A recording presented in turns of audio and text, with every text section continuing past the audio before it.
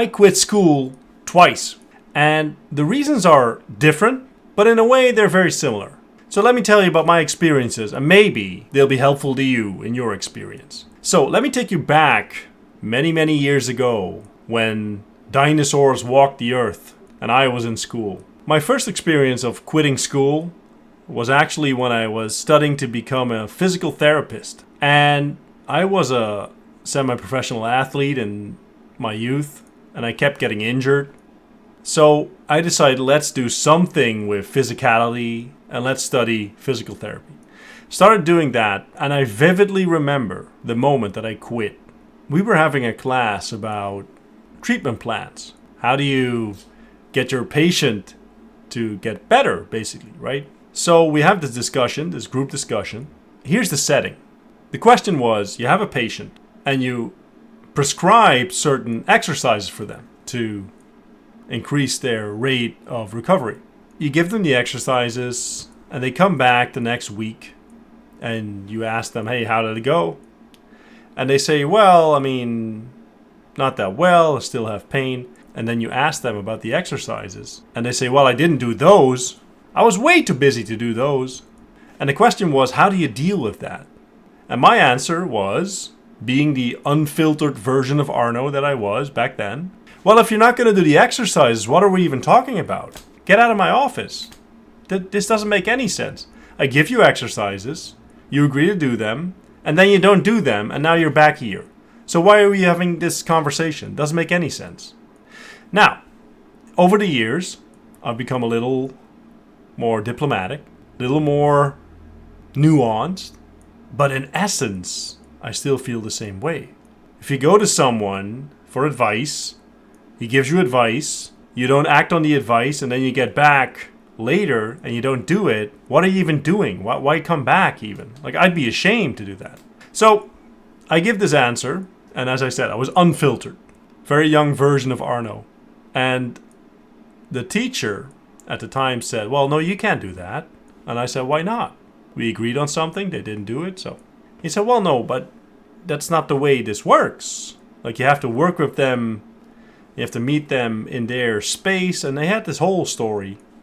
I said, well, that's not going to work anyway, because I told them exactly what to do to get better. They said they wanted to get better. Now they don't do it. So, what can you do? I remember that being like a turning moment for me. I was having doubts beforehand if this was the right course for me. But when he said, well, this is not the way to do it, you can't do this, at that point I knew, well, this is not going to be for me. And I believe the very same day, maybe the day after, I quit school. So I go to work, actually worked in a kitchen for a Mexican restaurant for a while, but that's a different story. Anyhow, I go to study economics. And this time, I last for a lot longer. Previous education, I quit after a little less than a year. Now I last for 3 years. But, there's a big but. I was working at the same time. And I started my business in my second year of school. And in the third year, they were teaching me selling. There's a teacher, and he was teaching the subject of selling, how to do it. And we had a role play. And I remember the role play. It was about selling windows. Like a company needed windows or something.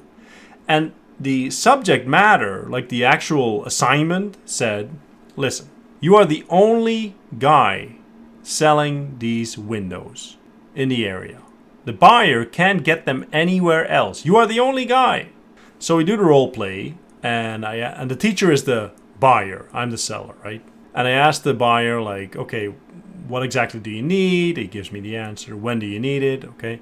What's the reason that you need it? And it was an urgent reason. I can't remember exactly what, but it was an urgent reason. They needed these windows. So we get down to the details, and he said, well, what kind of discount do I get? And again, this is a slightly later, but still very unfiltered version of Arno.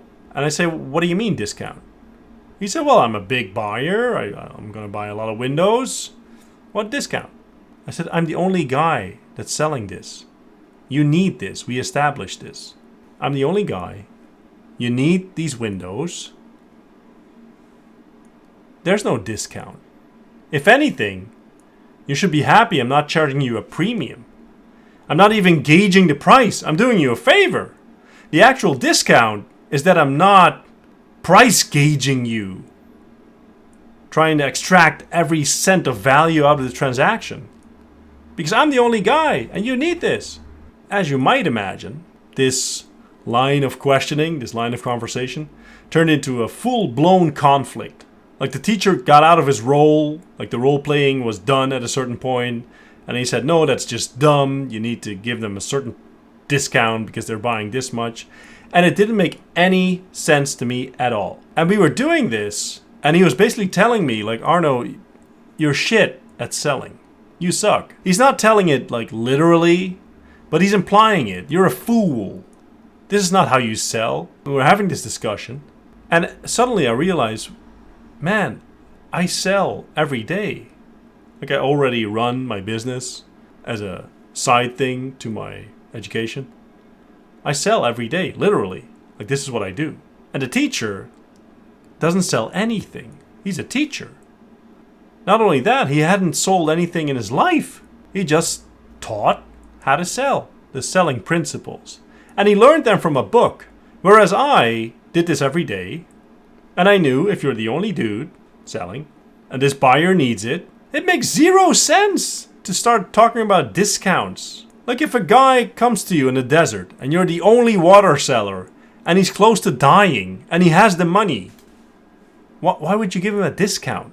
He wants to buy, you want to sell, let's exchange money. This is the way that selling is done.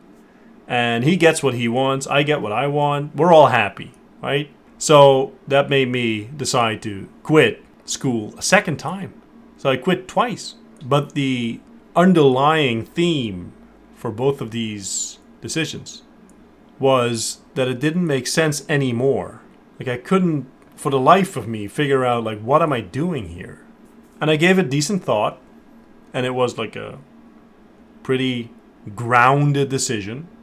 Like it had actual basis in reality, wasn't emotional. There were things leading up to it, and then there was one moment where I said, well, this doesn't make any sense anymore. Let's not do this anymore. Now I'm talking about college/university.